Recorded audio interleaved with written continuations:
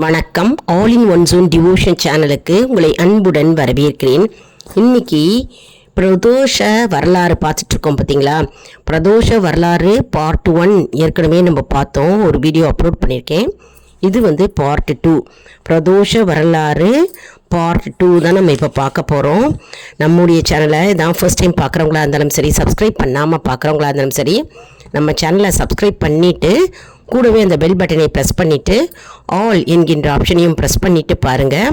அப்போ தான் நாங்கள் போடுற வீடியோஸ் எல்லாம் உங்களுக்கு உடனுக்குடன் நோட்டிஃபிகேஷனில் மிஸ் பண்ணாமல் தெரிய வரும். சரி, வாங்க இப்போ நம்ம வீடியோக்குள்ளே போகலாம்.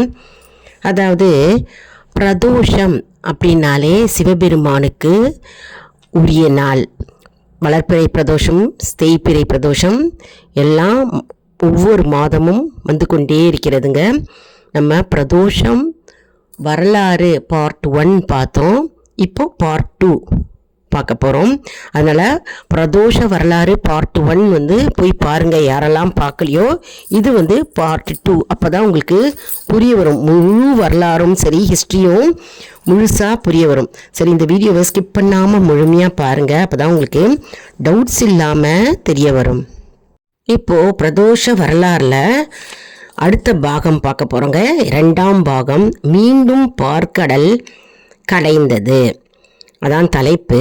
அது கீழே தான் நம்ம இப்போ பார்க்க போகிறோம். சிவபெருமான் தேவர்களை நோக்கி மீண்டும் சென்று திருப்பார்க்கடலை கடையுமாறு பணிந்தருளினார். தேவர்களை போய் பார்த்து அவர் என்ன செய்தாராம், திருப்பார்க்கடலை மீண்டும் கடைய வேண்டும் அப்படின்னு கூறினாராம். அமரர்களும் அசுரர்களும் மீண்டும் கடல் அருகில் சென்று நின்று முன்போலவே கடலை கடைய தொடங்கினார்கள். அதாவது கடலை கடைய தொடங்கினார்களாம். யாராரு? அமரர்கள், அதாவது தேவர்களும் சரி அசுரர்களும் சரி, 2 பேரும் கடல் அருகில் சென்று கடைய தொடங்கினார்களாம்.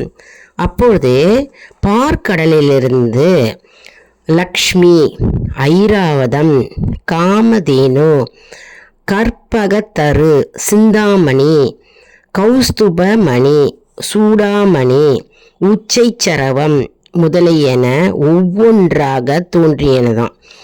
லக்ஷ்மியை திருமால் ஏற்றுக்கொண்டார். ஏனைய பொருட்களை இந்திராதி தேவர்கள் அடைந்தார்கள். மேலும் ஏகாதசியாகிய அன்று இரவு முழுவதும் உறக்கம் இன்றி பார்க்கடலை கடைந்தார்களாம். அன்னைக்கு ஏகாதசியாம். அன்னைக்கு இரவு முழுவதும் அவங்க யாரும் தூங்காம பார்க்கடலை கடைந்தார்களாம். மறுநாள் துவாதசி அன்று காலையில், அதாவது அதிகாலையில் அமிர்தம் தோன்றியதாம்.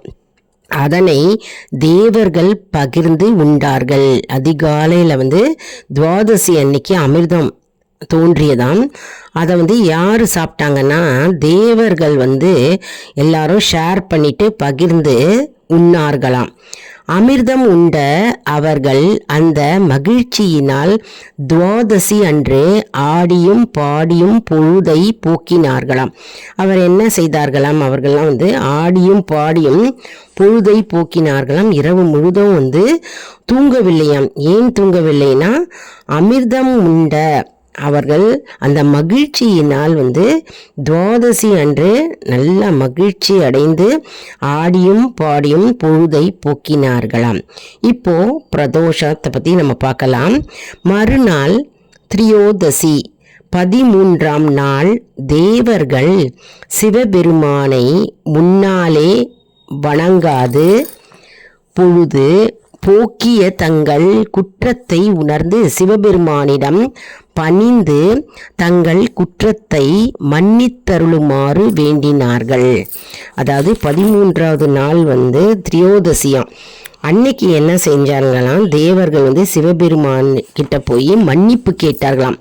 ஏன்னா அவர்கள் குற்றத்தை உணர்ந்தார்களாம். அவர்கள் சிவபெருமானை சிவபெருமானிடம் மன்னிப்பு கேட்டார்களாம். ஏனென்றால் பொழுது போக்கியதால் தன்னுடைய குற்றத்தை உணர்ந்து மன்னிப்பு கேட்டார்களாம். பரம கருணாநிதியாகிய சிவபெருமான் மகிழ்ந்து தேவர்களுக்கு அருள் புரிய திருவுளம் கையிலையில் அன்று மாலை 4:30 மணி முதல் 6 மணி வரை பிரதோஷ வேளையில் நந்தி தேவரின் இரு கொம்புகளுக்கிடையில் நின்று அம்பிகை காண திருநடம் செய்தருளினார்.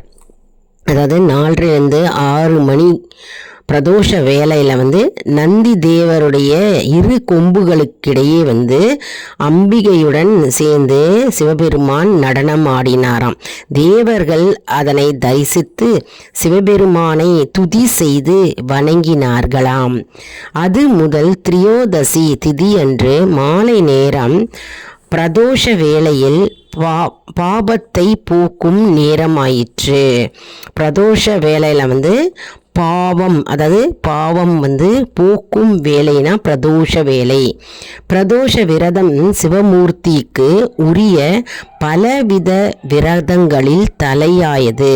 அதாவது பிரதோஷ விரதம் சிவபெருமானுக்கு நம்ம விரதம் இருக்கோம் இல்லையா, அந்த விரதம் எல்லா விரதத்தையும் விட மிகவும் சிறப்பு வாய்ந்ததாம். இவ்விரதத்தை அனுஷ்டிப்போர் துன்பங்களில் இருந்து விடுபடுவர், துன்பங்கள் அனைத்தும் நீங்கி இன்பத்தை எய்துவர். அதனால் பிரதோஷ விரதம்ன்றது மிகவும் சிறப்பு வாய்ந்த விரதம். யாரெல்லாம் பிரதோஷ விரதம் இருக்கிறார்களோ அவர்களுக்கு துன்பம் நீங்கி இன்பத்தை எய்துவர் என்பது ஐதீகம். இப்போ விரதம் அனுஷ்டிக்கும் முறையை பார்க்கலாம். விரதம் எப்படி அனுஷ்டிப்பது? இப்போ வளர்ப்பிறை தேய்பிறை என்ற 2 பட்சங்களிலும் வரும் திரியோதசி திரிதி அன்று அதிகாலையில் எழுந்து நீராடி நித்திய கடன்களை முடிக்க வேண்டும். சிவாலயம் சென்று வழிபட வேண்டும். அன்று முழுவதும் உணவின்றி உபவாசம் இருக்க வேண்டும். அதாவது விரதம் எப்படி அனுஷ்டிக்கணும்? வளர்ப்பிறையிலையும் சரி தேய்பிறையும் 2 வந்திருக்கு இல்லையா, 2 வேளையிலையும் நாம் என்ன செய்யணும்? திரியோதசி திதி அன்று என்ன பண்ணணும்? அதிகாலையில் எழுந்திருக்கணுமோ. எழுந்து நம்ம நீராடி, அதாவது குளித்து விட்டு நம்ம காலை கடன்களை எல்லாம் முடித்து விட்டு சிவாலயம் நம்ம செல்ல வேண்டும்.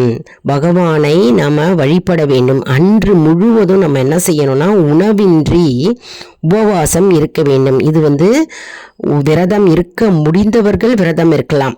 விரதம் இருக்க முடியாதவர்கள், நோயுற்றவர்கள், பெரியவர்கள், சிறியவர்கள்லாம் விரதம் இருக்க வேண்டாம்.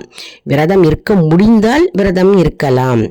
இப்போ திருமுறைகளை ஓத வேண்டும். திருமுறை எல்லாருக்கும் தெரிஞ்சிருக்கும். 9ஆம் திருமுறை, 8ஆம் திருமுறை, 7ஆம் திருமுறை, நிறைய திருமுறைகள் இருக்குங்க. சிவபெருமானின் அருளை கூறுகின்ற பாடல் நிறைய பேருக்கு தெரியும் திருமுறைகள். அப்படி தெரியாதவர்களுக்கு வீடியோஸ் அப்லோடு பண்ணுறேன் நான்.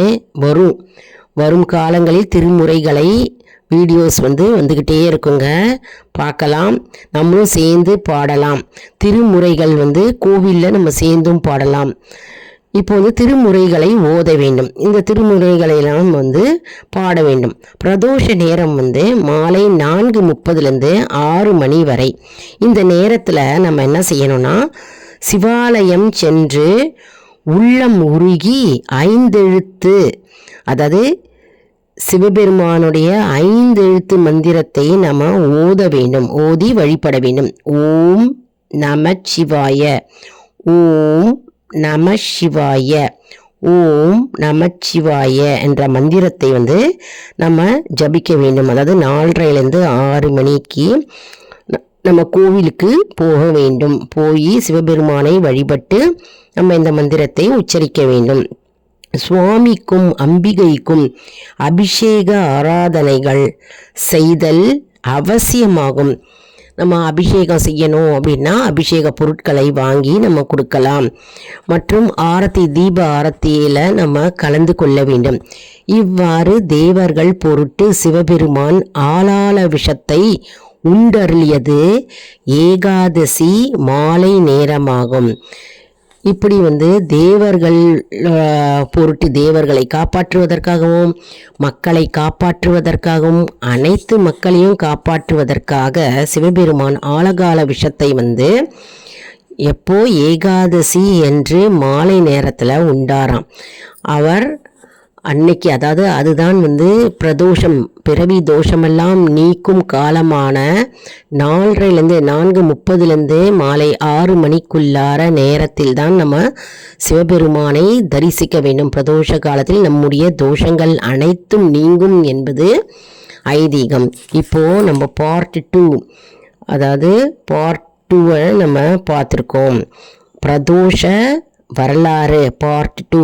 மீண்டும் பார்க்கடலை கடைந்தார், அதாவது எப்பொழுது பார்க்கடலை கடைந்தார், அப்புறம் பிரதோஷம் அப்படின்னா என்ன, அப்புறம் விரதம் எப்படி அனுஷ்டிக்க வேண்டும், நாம் என்ன செய்ய வேண்டும் விரதத்தப்போ அப்படின்னு நம்ம இப்போ இந்த வீடியோவில் பார்ட் 2 வீடியோவில் பார்த்தோம். அதாவது பார்ட் 1 பாருங்கள், பார்த்தா தான் நமக்கு கண்டினியூஷனாக அப்படியே புரிய வருங்க. அதனால் பார்ட் 1 பார்த்துட்டு பார்ட் 2 பாருங்கள்.